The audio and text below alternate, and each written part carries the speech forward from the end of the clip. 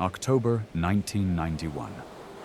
Off the coast of New England, a storm began to rise. A storm so vast and violent that it would be remembered forever. The men who faced it didn't call it a hurricane.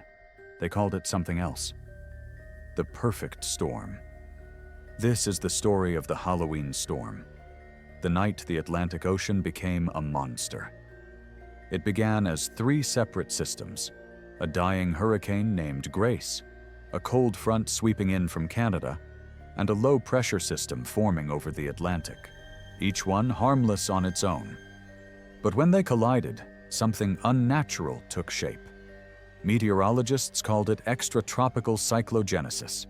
Sailors called it hell on the water. By October 28th, the storm stretched over 1,200 miles. Waves towered over 100 feet high. Wind speeds ripped through the air at more than 70 knots. It was the kind of storm that shouldn't exist, at least not in late October. But nature has its own calendar. And that Halloween, it marked something dark. Out of Gloucester, Massachusetts, the fishing vessel Andrea Gail was finishing her run on the Grand Banks. 6 men aboard. Tough, seasoned fishermen, the kind who'd seen it all. But on October 28th, their luck turned. As reports of rough weather came in, other boats began to turn back. The Andrea Gail pressed on, heavy with swordfish and heading for home. The men joked on the radio that they'd make it back in time for Halloween. They didn't know that by the next night, the sea would rise higher than it had in living memory. "Looks like a blow coming, boys. Might be rough getting in." Their last transmission crackled across the radio waves that night. No distress call followed, no beacon, just silence. Days later, debris from the Andrea Gail washed ashore. Life jackets, a fuel drum, a bit of hull. But the crew were never found. 6 men claimed by the sea, their names etched into maritime legend. While the Andrea Gail vanished, others fought for their lives. A sailboat called the Satori was trapped in hurricane-force winds, its mast broken, its hull battered. 3 people on board sent a desperate mayday. The Coast Guard braved the impossible, launching helicopters into 70-foot waves. The rescue was chaos. Engines failing, rotors icing, pilots blinded by sea spray. 1 chopper went down. A crewman, Technical Sergeant Arden R. was lost to the sea that night. Even heroes couldn't escape the storm's reach. It was as if the ocean wanted blood. By October 31st, Halloween, the storm had twisted itself into something meteorologists had never seen.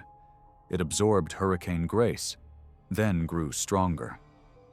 For a moment, it even reformed into a hurricane again, against all logic. Imagine it.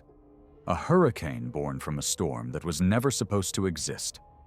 Rising again on Halloween night, the sea's own resurrection. It churned across the Atlantic for days, devouring ships, tearing at the coastlines of New England and Nova Scotia. Dozens were killed. Hundreds left without homes. Power lines were shredded. Boats ripped from their moorings. Waves slammed against the New England coast like fists from the deep. In Massachusetts, waves over 30 feet high crashed onto coastal roads. In Nova Scotia, entire harbors disappeared underwater. People described hearing the wind scream, like voices crying from the ocean itself. And when it was finally gone, the sea was eerily calm, as if nothing had happened. But the beaches were littered with wreckage, the remnants of lives and livelihoods erased overnight. They called it the perfect storm, because everything came together in perfect, deadly harmony. Cold and warm air, wind and tide, courage and tragedy. It wasn't just a storm, it was a reminder.